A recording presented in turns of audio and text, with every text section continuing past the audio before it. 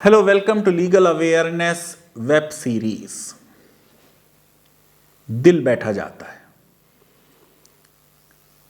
मेरे टीचर जिन्होंने मुझे हिंदू लॉ पढ़ाया, अंबेडकर चेयर को होल्ड किया साला साल तक अलीगढ़ में, दुनिया से चले गए। मेरे बहुत ही करीबी दोस्त, मेरे फिजिशियन, मेरे डॉक्टर शादाब भी चले गए। जो कोरोना की सिचुएशन है देश में, उसको देखते हुए सुप्रीम कोर्ट में पिटीशन दी गई कि 20,000 करोड़ से जो सेंट्रल विस्टा प्रोजेक्ट बन रहा है, इसको रोक दिया जाए, खत्म ना किया जाए, रोक दिया जाए। आपको मालूम है कि इस पे पूरी एक लीगल बैटल हो चुकी है। सुप्रीम कोर्ट का जनवरी का डिसीजन आ चुका है। अब आज सुप्रीम कोर्ट ने इस पे हियरिंग करके सिद्धार्थ लुथरा से कहा कि आप दिल्ली हाई कोर्ट जाइए, क्योंकि पहले वो दिल्ली हाई कोर्ट गए थे और दिल्ली हाई कोर्ट ने 17 मई की डेट लगाई थी। सॉलिसिटर जनरल तुषार मेहता ने बिल्कुल सही कहा कि अगर एडजर्नमेंट्स के अगेंस्ट सुप्रीम कोर्ट में आएंगे लोग, हाई कोर्ट के एडजर्नमेंट्स के अगेंस्ट, फिर तो बहुत मुश्किल हो जाएगा, कोर्ट का बहुत समय इसमें बर्बाद होगा। सुप्रीम कोर्ट ने हाई कोर्ट से कहा है कि जल्द से जल्द इस मामले की सुनवाई की जाए। आज हमें यह बात करनी है कि क्या दिल्ली हाई कोर्ट अब सेंट्रल विस्टा के इतने बड़े ड्रीम प्रोजेक्ट को रोकेगा? क्या है यह प्रोजेक्ट? क्या है इसमें लीगल और कॉन्स्टिट्यूशनल मुद्दे?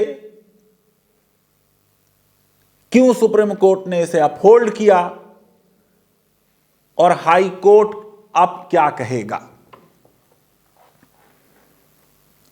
इधर जो नए केसेस कोविड के आ रहे हैं पूरी दुनिया में, उसका 46% भारत कंट्रीब्यूट कर रहा है। 5.7 मिलियन केसेस नए आए, जिसमें से 2.6 मिलियन भारत ने कंट्रीब्यूट किया। जो अभी रिसेंटली डेथ्स हुई हैं पूरी दुनिया में 93,000, उसमें से 23,231 भारत में हुई। और ये ऑफिशियल फिगर्स, 25% पूरी दुनिया की डेथ्स ऑफिशियल फिगर से देश में हो रही। असली कहानी तो शमशान घाट बता रहे हैं।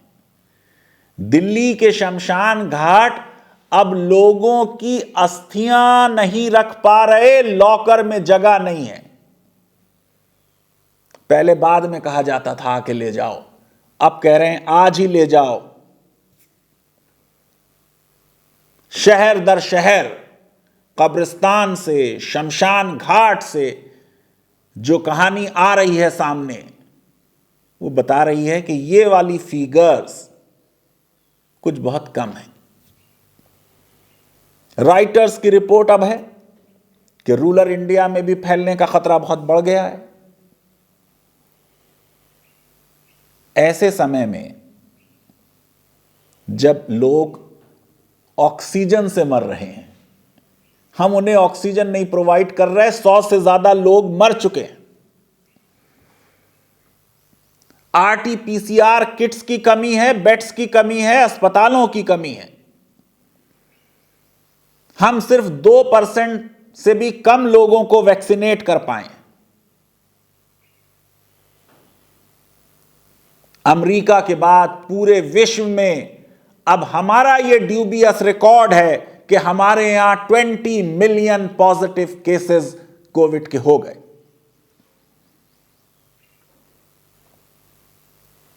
सेंट्रल विस्टा का प्रश्न लीगल नहीं है, संवैधानिक नहीं है।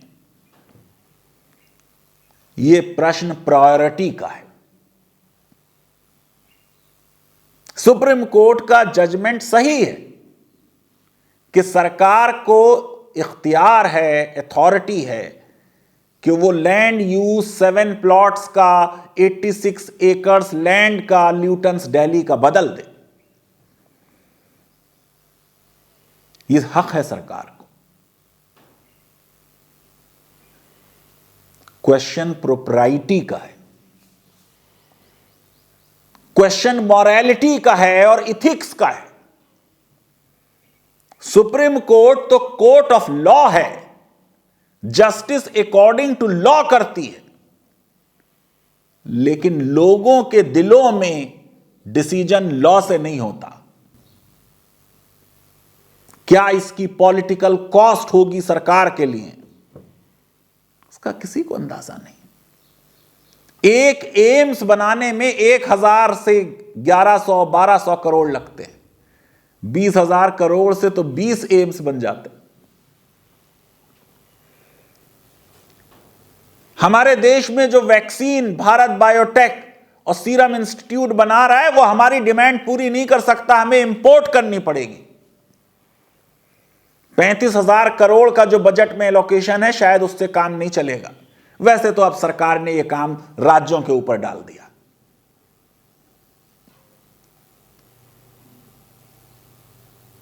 इसलिए क्वेश्चन यह है कि वैक्सीन पहले या सेंट्रल विस्ता। क्या हाई कोर्ट इस प्रश्न में जा सकती है? कोर्ट ऑफ लॉ है, कोर्ट ऑफ जस्टिस नहीं है, कोर्ट ऑफ मॉरलिटी नहीं है, कोर्ट ऑफ इथिक्स नहीं। सरकार को बिल्डिंग्स बनाने का अधिकार है। मुगलों ने बहुत बिल्डिंग्स बनाई, हर सरकार को यह राइट है, लेकिन बिल्डिंग्स डिमोलिश करने का, डिमोलिशन कोई अच्छी चीज है? अब वो चाहे मंदिर का हो या किसी बिल्डिंग का हो। जो बिल्डिंग्स डिमोलिश होंगी सेंट्रल विस्ता में, वो Indira Gandhi national centre for the arts, Shastri भवन, बहुत बार जाना हुआ है मेरा शास्त्री भवन, कृषि भवन बहुत बार गए हैं, Vigyan Bhavan, vice presidents residence, national museum. Museum में आपको मालूम है नायाब चीजें होती हैं, जब उनको वहां से शिफ्ट किया जाएगा उसमें से कितनी बर्बाद हो जाएंगी। हमारी कल्चर और हमारी संस्कृति का जो हिस्सा है वो कितनी प्रिजर्व होंगी, ये प्रश्न है। जवाहर भवन, निर्माण भवन, उद्योग भवन, रक्षा भवन, नेशनल आर्काइव का हिस्सा 4,58,820 स्क्वायर मीटर डिमोलिश होगा। बन के तो सेंट्रल विस्ता वास्तव में बहुत अच्छा लगेगा। देश का 75वें स्वतंत्रता दिवस पर मान विश्व में बढ़ेगा, लेकिन हर बिल्डिंग में एक हिस्ट्री है, एक इतिहास है। नेशनल आर्काइव में जो डॉक्यूमेंट्स हैं रखे हुए, अगर उनको एक सीधी लाइन में रखा जाए तो 40 किलोमीटर बन जाएगा। 45 लाख फाइल्स हैं, 25,000 रेयर मैन्युस्क्रिप्ट्स हैं, 1.5 लाख ओरिएंटल रिकॉर्ड हैं, 1.3 लाख मुगल रिकॉर्ड्स हैं और डॉक्यूमेंट्स, और हजारों प्राइवेट पेपर्स। जरा सी केयरलेस हैंडलिंग से, जरा से डैमेज से ये इतना बड़ा सरमाया, इतना बड़ा खजाना बर्बाद हो सकता है। राजीव सुरी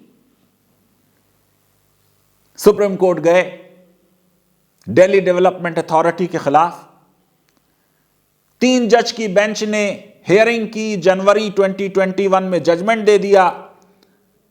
बेंच को लीड कर रहे थे जस्टिस एएम खानविलकर, दूसरे जजेस थे जस्टिस दिनेश माहेश्वरी और जस्टिस संजीव खन्ना। जस्टिस संजीव खन्ना ने कुछ डिसेंटिंग ओपिनियन दिया।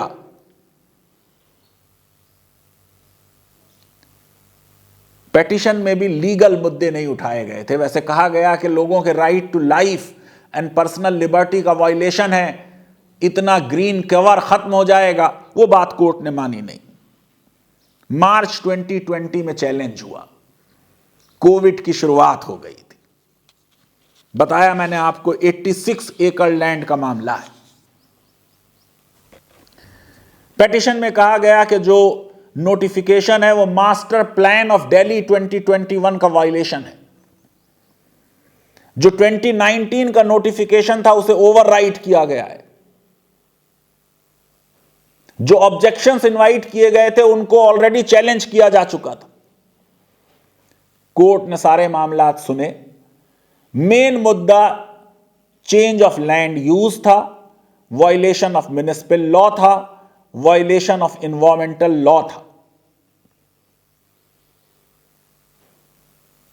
2-1 की वर्डिक्ट आ गई। कोर्ट ने अप्रूवल दे दिया सेंट्रल विस्टा को, कह दिया सरकार की जस्ट एंड वैलिड पावर्स की एक्सरसाइज हुई है in the modification of land use. Environmental committee की रिकमेंडेशंस वैलिड है।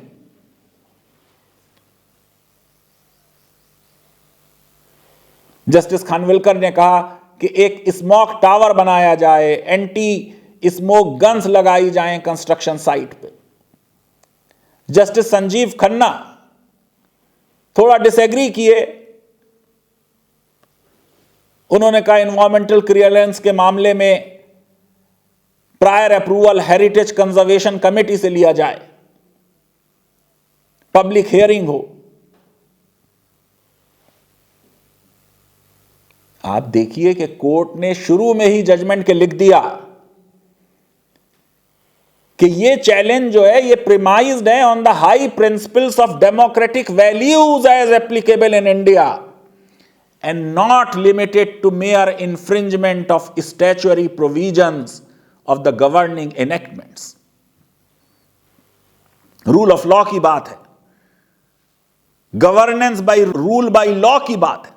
कोर्ट ने कहा that is on account of nature of the project being of high political significance and eminence for our democratic republic and for upholding the rule of law which is on a higher pedestal than the governance by rule by law। Law के हिसाब से सरकार को right है कि वो land use change कर दें, इतना बड़ा प्रोजेक्ट कोविड के दौरान अंडरटेक करें। लेटेस्ट जो इसमें मामला हुआ वो ये कि इस कंस्ट्रक्शन को एसेंशियल एक्टिविटी माना गया सेकेंड वेव के दौरान भी, यानी इसको रोका ना जाए। क्या यह वाकई में इतना एसेंशियल है जितना ऑक्सीजन सप्लाई करना, जितना लोगों को वैक्सीनेट करना, जितना अस्पताल बनाना, जितना बेड्स प्रोवाइड करना? सरकार के आर्गुमेंट में दम जरूर था। जो पार्लियामेंट की ये बिल्डिंग है, आपको मालूम है 1911 में कलकत्ता से दिल्ली कैपिटल चेंज हुई। 1921 से 1927 तक ये पूरा न्यू दिल्ली का कंस्ट्रक्शन हुआ। ये जो पार्लियामेंट है ये फेडरल असेंबली के लिए बनी थी, पार्लियामेंट के लिए नहीं बनी थी। 93 इयर्स पुरानी बिल्डिंग है। 1956 में उसमें 2 फ्लोर और ऐड किए गए। इसकी करंट कैपेसिटी कम है, 440 मेंबर्स बैठ सकते हैं। आपको मालूम है सिर्फ लोकसभा में 545 हमारी स्ट्रेंथ है, राज्यसभा की 250 स्ट्रेंथ है।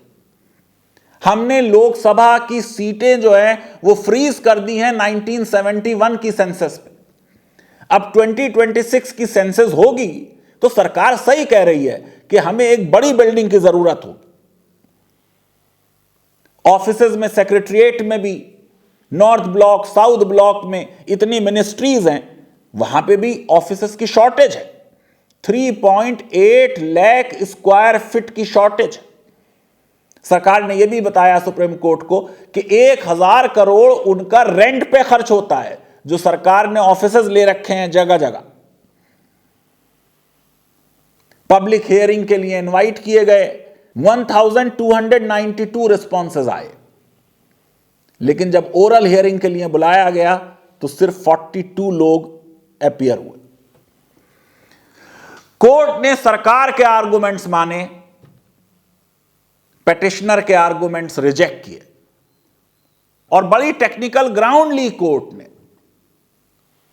जुडिशियल रिव्यू में एक कॉन्स्टिट्यूशनल कोर्ट लीगैलिटी देख सकती है, कॉन्स्टिट्यूशनैलिटी देख सकती है, मॉरलिटी नहीं देख सकती। कोर्ट ने कहा the role of court is limited to examining the constitutionality including legality of the policy and government actions. The right to development is a basic human right, and no organ of a state is expected to become an impediment in the process of development as long as government proceeds in accordance with law. ये rule of law नहीं, ये rule by law का जिक्र हो रहा है। Development की कहानी पे तो मैं बता चुका हूं, इलाहाबाद हाई कोर्ट ने कहा डेवलपमेंट डेवलपमेंट डेवलपमेंट। इससे काम नहीं चलेगा अगर अस्पताल नहीं है, अगर ऑक्सीजन नहीं। सुप्रीम कोर्ट ने सेंट्रल विस्टा के जजमेंट में कहा we are compelled to wonder as to what would be the circumstances if at all any wherein the court not only surpasses the boundaries reserved for its oversight in the constitution but also provides it an express recognition by acknowledging a heightened review. Would it be justified for the court to innovate and elevate the standard of review after a decision has already been taken by the executive in accordance with the procedure established by law in pursuance of a policy? If yes, what would be the basis or benchmark for the court to identify the subject matters wherein such innovation or elevation is permissible?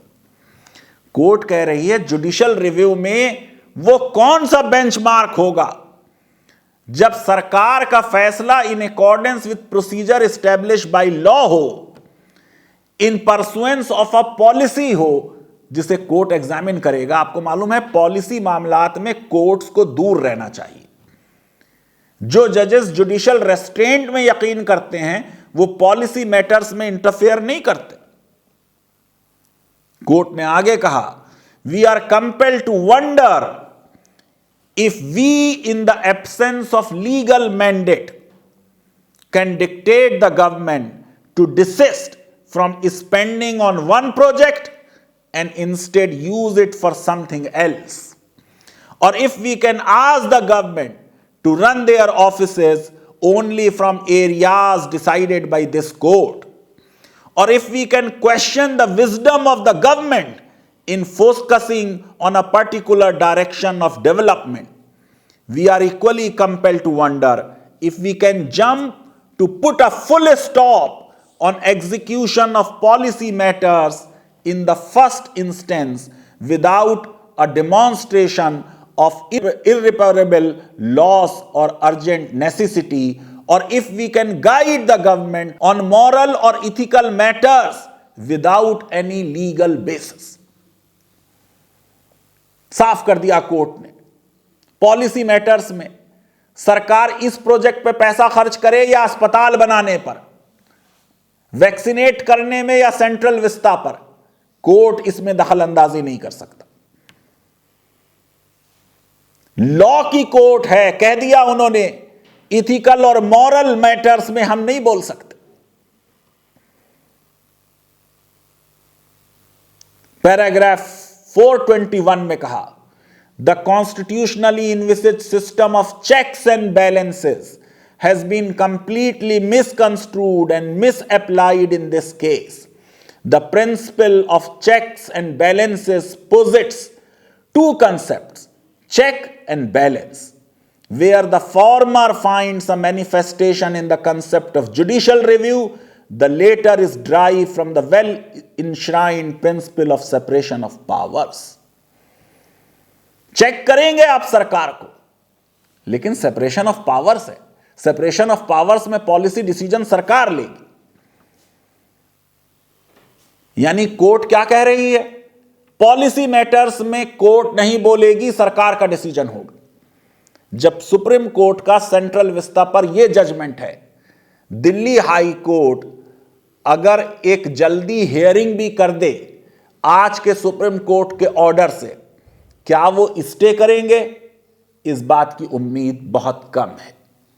एक supreme court का 600 page का judgement है सामने Delhi high court के।